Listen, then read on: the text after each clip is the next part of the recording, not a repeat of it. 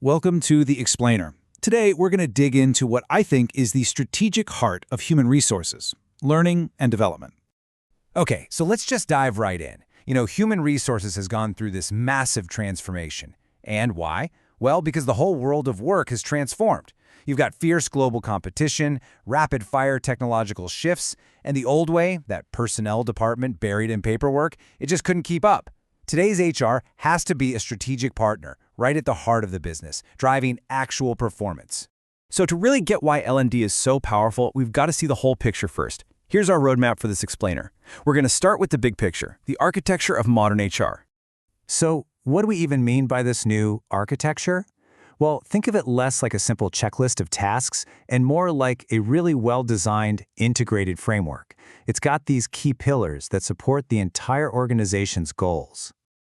This definition from John's story back in '95, it just nails it. The two most important words here are competitive advantage. This isn't just about managing people anymore. It's about building a workforce that is so committed, so capable, that they become the company's ultimate secret weapon in the market.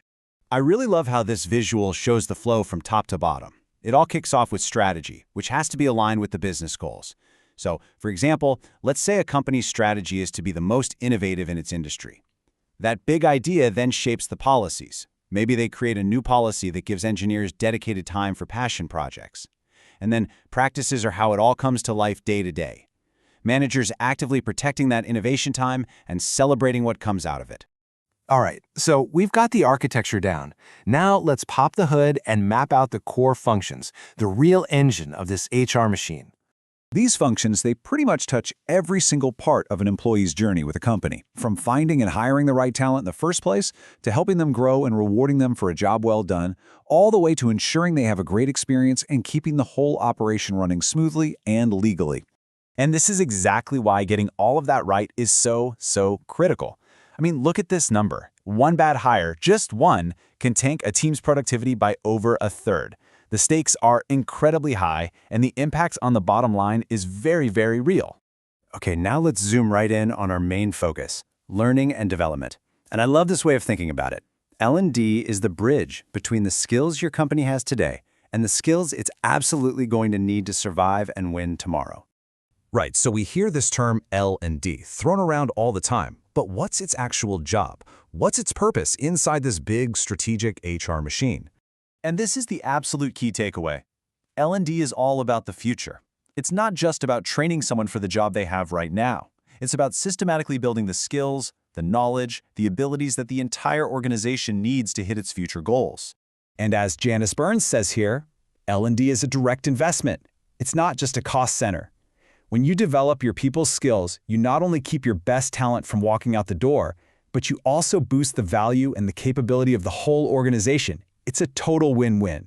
Here's the thing. L&D doesn't operate in its own little bubble. It's woven into this strategic web with all the other HR functions. And that's what makes the whole system smarter and stronger. Let's take a look at those connections. This table really shows that synergy, right? HR planning looks ahead and spots the skills you'll need in the future, and L&D is what actually builds them. Performance management isn't just about giving grades, it's about finding those skill gaps that then fuel the L&D engine. It's this powerful, continuous feedback loop. The BBC is a fantastic real-world example of this. They basically tossed out the old-school, backward-looking ratings and shifted to having meaningful conversations about career development. They directly linked performance reviews to future growth and real opportunities. So let's pull back out to the big picture again. When you see all these connections, it becomes crystal clear that L&D is the engine for building a resilient, future-proof workforce. In the fast-changing world we live in, learning something new is just step one. The real magic, and the really hard part, is in the unlearning. It's about intentionally letting go of old habits and outdated ways of doing things. And then it's about relearning, which is adapting the skills you already have to totally new situations. L&D is the function that makes that entire crucial cycle possible. And this number, wow, this is a total game changer. By 2030, the vast majority of jobs we know today will be fundamentally different. That means continuous learning and development isn't just a nice-to-have perk anymore. It is a core survival strategy. So by getting people ready for whatever's coming next, L&D completely transforms HR's role. It's no longer just a support function.